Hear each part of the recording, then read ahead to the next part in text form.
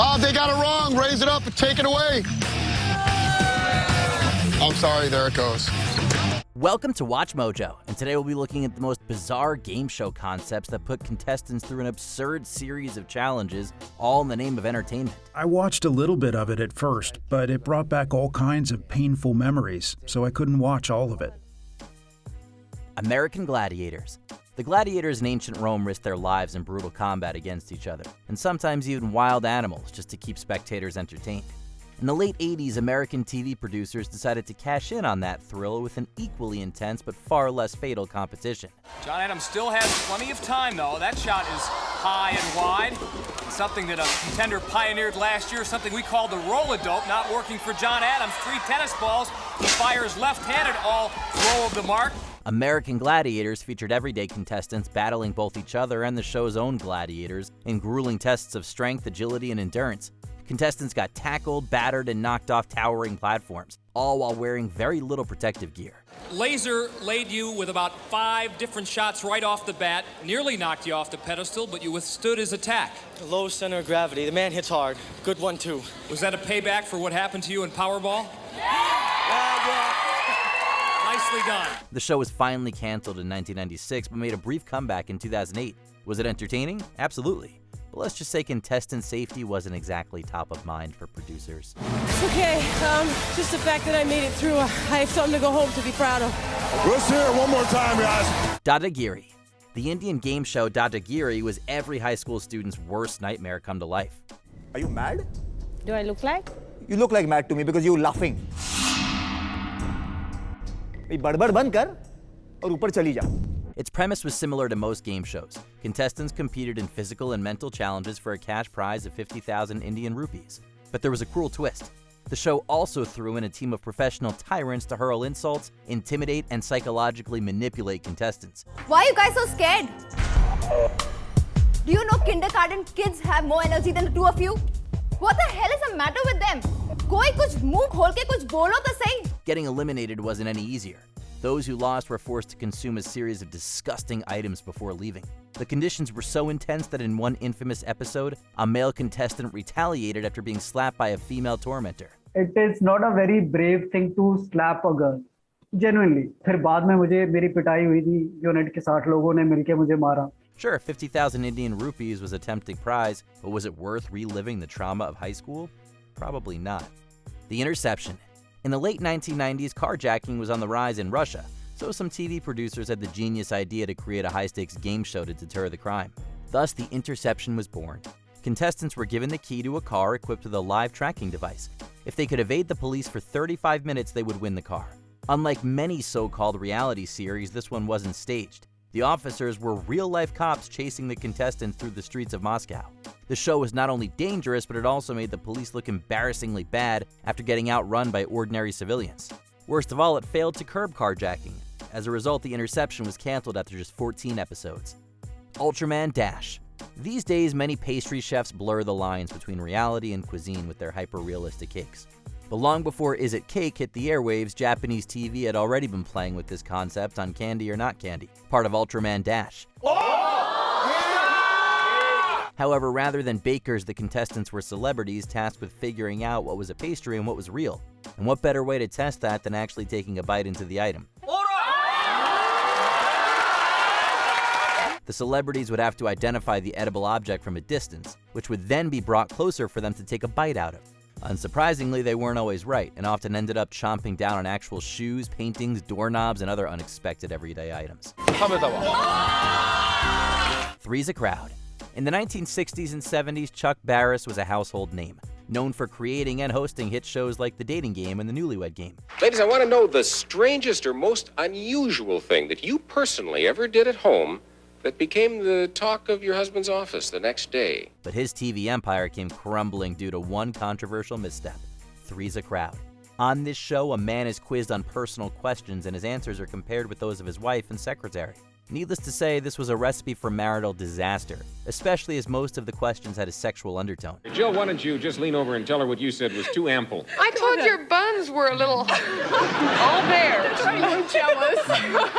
Nina, I would say my cheeks and use your imagination. In fact, according to some crew members, the show led to some marriages getting dissolved during commercial breaks.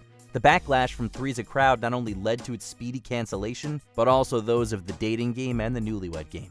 Let's take a look at our scores. The wives have matched 4 times, our secretaries have matched 5 times, which means our secretaries are the winners. Congratulations! Susunu Denpa Shōnen.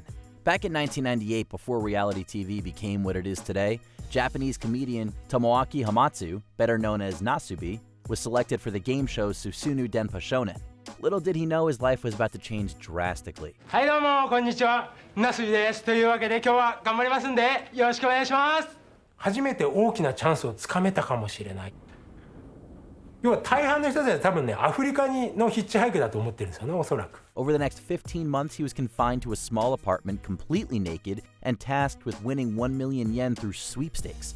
Unbeknownst to Nasubi, his suffering was being filmed and broadcast to the entire nation, drawing in record numbers every week. You watch his body sort of deteriorating before your eyes. He can only eat what he wins, which includes like dog food. I'm certainly worried about him as I'm watching the film. Perhaps the most harrowing part was that food was in short supply, so Nasubi had to survive on dog kibble, which made him lose a lot of weight. By the end, Nasubi was physically and mentally broken and struggled to reintegrate into society. 私から言えばやらされてるっていう正直言って。逃げ出そうと思ったことも何回もあったってね。でもそれをしなかったっていうのが、それは私にはちょっと計り知れないんですけど。The Chamber. The idea for this Fox game show came about when a network executive watched Fear Factor and felt it didn't go far enough in showcasing contestants' pain and suffering.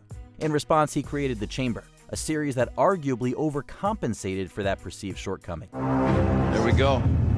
Chuck, you know if the chamber gets to be too much for you, you can yell the 3 magic words. Stop the chamber. Contestants were made to answer trivia questions while strapped inside a literal torture chamber, hence the title. To make matters worse, they were subjected to either extreme hot or cold temperatures, alongside unbearable effects like simulated earthquakes and powerful winds. They'll be facing earthquake-level vibrations, and air cannons are set to blast them at 140 miles per hour. The chamber doors lock into place, and all systems are go. If that sounds like torture to you, you're certainly not alone. The Chamber faced immediate backlash upon its premiere and was locked away in a chamber of its own after just 3 episodes. You want to go again? Please? I'm just kidding. I think we'll give you some water, and I think we'll let you get better. Chuck, you have won yourself $7,000. Man vs. Beast. You might be hoping we're not about to tell you this was a game show where humans competed against animals, but unfortunately, that's exactly what it was. From the same geniuses at Fox that brought you The Chamber, Man vs. Beast was a series of TV specials featuring humans facing off against animals in bizarre physical challenges. Sean, looks like you're saying there was a controversy at the start. Let's take a look at it and see what happened. Look, I mean, zippity jumped. I don't know why the starter didn't call it back. I mean, he was out before I even lifted my hands, so I had to play catch-up throughout the whole race. Events included a 100-meter race between a sprinter and a giraffe, a tug-of-war between a sumo wrestler and an orangutan, and of course a hot dog eating contest between a competitive eater and a bear. Both man and beast will be hanging from identical bars 11 feet off the ground. The competitors are allowed to alternate hands, but one hand must remain on the bar at all times. The winner is the last one hanging. It was just as ridiculous as it sounds.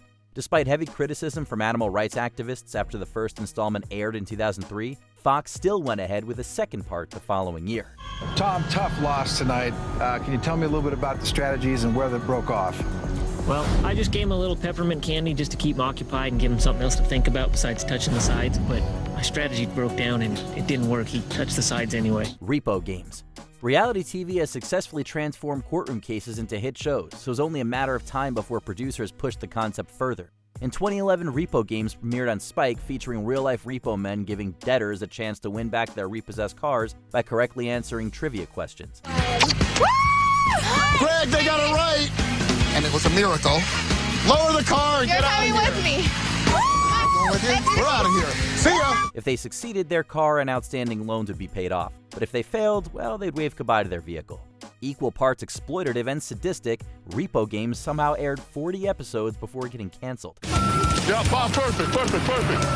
Lock it, hold it right there. What y'all doing my car? Are you owning this vehicle? Yes, that's my car. Are you Margaret? In my car. Are you Margaret? These days, it's mostly remembered for the incident where one furious neighbor who was apparently unhappy about the show filming nearby shot at their production van and was arrested for attempted murder. Hey, Body, we got a winner, man. Drop it. Let's go. Repo game, baby. Just pay off this damn pot. Before we continue, be sure to subscribe to our channel and ring the bell to get notified about our latest videos. You have the option to be notified for occasional videos or all of them. If you're on your phone, make sure you go into your settings and switch on notifications. Hurl. Competitive eating contests are bizarre enough, but this show cranked the insanity up several notches. On the short-lived series Hurl, contestants weren't just required to eat at record speeds, they also had to keep the food down for as long as possible. Dominic's lagging with a measly 3 ounces. What's his problem? Right when I saw chicken pot pie, I almost just threw up on the chicken pot pie because I hate it. But that was easier said than done, considering they were then subjected to intense activities, most of which involved relentless spinning designed to make them vomit. Dominic is having trouble. He could be out of the game any second, in which case Tremaine's strategy will have worked like a charm. And now he's trying to bait Mike. The hummingbird is pulling out all the stops. To win, they had to endure up to 6 rounds of extreme eating and even more extreme motion sickness. Perhaps the most nauseating part of it was that the grand prize for all of that effort was just $1,000. Frankly, that's worrying enough to make anyone lose their hurriedly eaten lunch. Mind over matter. I had this thing won at the very beginning. Like I said, age, experience, a little military action. That's what gets the job done. Which of these outlandish TV shows did you watch when it aired? And which of them do you think you would succeed at? Let us know in the comments below. I feel like we're all brothers now that we all threw up kind of together. We're all a little brotherhood of throw up. Did you enjoy this video? Check out these other clips from WatchMojo. And be sure to subscribe and ring the bell to be notified about our latest videos.